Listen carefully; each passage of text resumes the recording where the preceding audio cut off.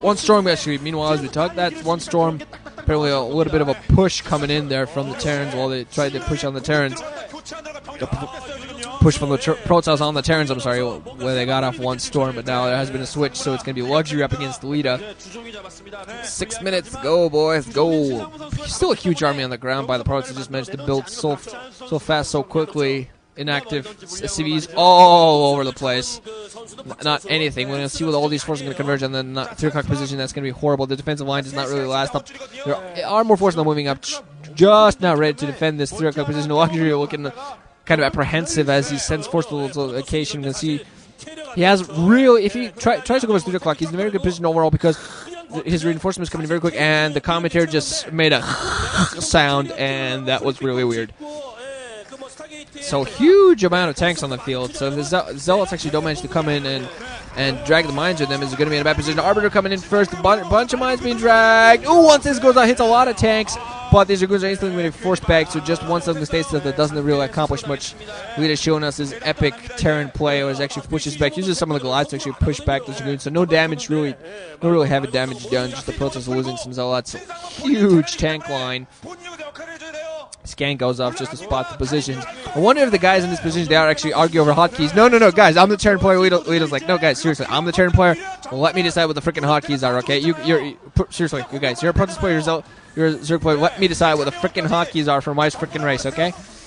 Of course, one player of each race playing on each side in this matchup here. I have no idea how they actually decided the races, but I figured they thought, you know, Terran versus Protoss, something that everybody knows. Well, Zerg are kind of, ooh, not everybody knows how to macro a Zerg, oh my god.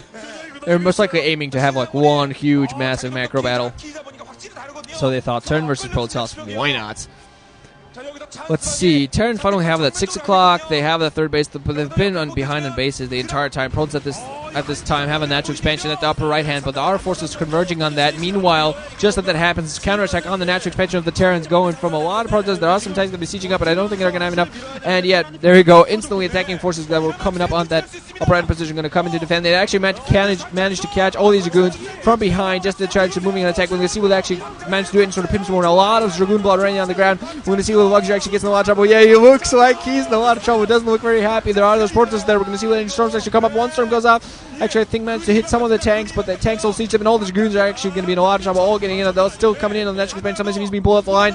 Some tanks all there trying to just surround these Dragoons and kill them. Some of the tanks, it says science vessel coming in, and just a bunch of the forces killing these Dragoons. The Dragoons are actually getting killed by vultures and SCVs for the most part, while Luxury is almost completely messed this up for me. Meanwhile, does manage to put down a fleet beacon alongside a crap load of Stargates. I think that's 6 Stargates producing carriers at this point, while the Terrans do manage to take up the natural expansion in the upper right hand, because Leta actually didn't send all of his forces back to reinforce. Yeah, there is 6 Stargates going to be producing carriers at this point, so get a little bit of carriers done. He's going to be able to have 6 on the field right away to support any ground forces. More tanks now converging the upper right hand. Going to attack, possibly going to push up the ramp soon. There was the mineral only that was also taken, so that's going to get taken out. Arbiters and carriers at the same time. You only see that during crazy matches, seriously. You're never going to see this during a pro game match. Carriers and arbiters at the same time. 2 different sides of tech, and trying to afford both while actually playing a decent game of StarCraft, kind of hard. First 2 carriers now on the field, more being built, more being ready. Meanwhile, the upper right-hand position, a horrible position. Protoss is now pretty bad. So Leta somehow pulled the Terrans now out of nowhere to possible victories. So, but meanwhile, now we're going to have yet another player change. While Great gets put into the hot seat. Wait a minute. Let me win this real quick. Okay, here we go. And Luxury is still sitting in his seat. Dude, come on. Did a little bit of something, and then Reach finally goes that. Yeah, he went for a drop, sent some Dragoons down to the 6 o'clock position, tried to do some damage. And actually does. The command streak is float away, not taken out, but the refinery getting taken out, and mineral fields actually all look full, as if no mining whatsoever was done in that base. I don't know what gives. Do the minerals like restart themselves? I have no idea. But that's all very weird. Now the carriers are going to just have a field day. Oh, man! Yeah, weapons upgrades for the carriers up the wazoo. So the Cybernetics Corps has been busy this entire time. Spinning. Goliaths themselves have weapons too and armor once, so there should be some Goliaths in play very soon. We're going to see whether any sort of air units for the Terrans come in. Well, this actually, I think it'd be really fun to see like a huge number of Valkyries take on some carriers. I have no idea whether that's effective. I don't think it is, but still fun. Now Goliaths are going to be against some carriers. Carriers are going to run in interceptors all over the place. Not really a large count of interceptors yet. There is that Arbiter to help support, so the Science Special is a necessity. Ooh, AMP goes off, so the Arbiter's not going to be able to manage too much, but still not too many air interceptors, so the Goliaths are still going to be able to counter fairly well. Science, that still goes down, though, so the Arbiter's still effective, going to be able to cloak those carriers. Lower left-hand position, now the Protoss is going to take that base for themselves. I say they've lost the entire upper right-hand position. 3 bases that have all been lost, so now Reach has to really micro those carriers around as he tries to take everything out.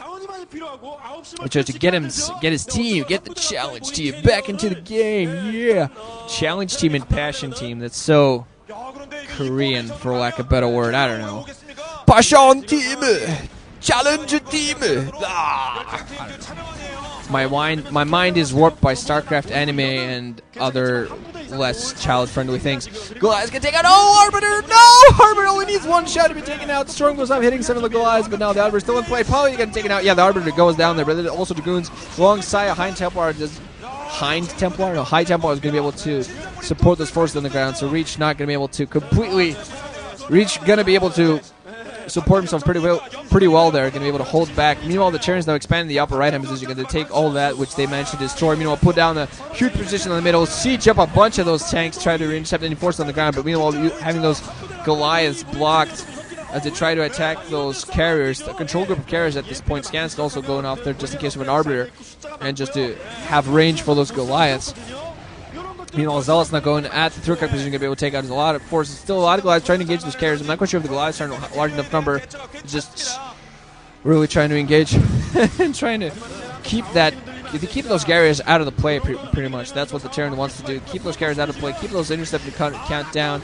And when possible, take out the force. Ghost in play. Lockdown going down. Lockdown on one of the carriers. That carrier is dead.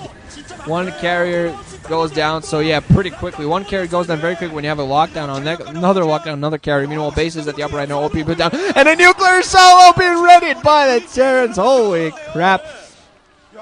There's like one humongous screen that shows exactly what these commentators are showing, and the teammates or the other team players, if they want to, they can just turn their head 45, yeah, there you go, 45 degrees, and they can see exactly what's going on as long as they're not on the camera.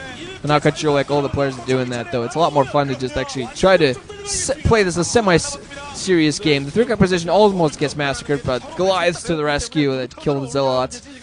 Upper right in position being threatened with nuclear solo is ready, so that Ghost might actually manage to do something. We're going to see whether, as the Terrans get put into the capable hands of the Protoss player free, whether the Terrans actually manage to nuke the hell out of possibly these carriers. Oh, I think that would be a pretty bad waste of a nuke, because carriers should be able to run around just in time. Meanwhile, now C gets put in the hands of the Protoss. We're going to see how he manages to show us his epic carrier micromanagement. And I need a sip of my energy drink. Get myself awake for all this epic awesomeness. Still, that Ghost in play has one single kill.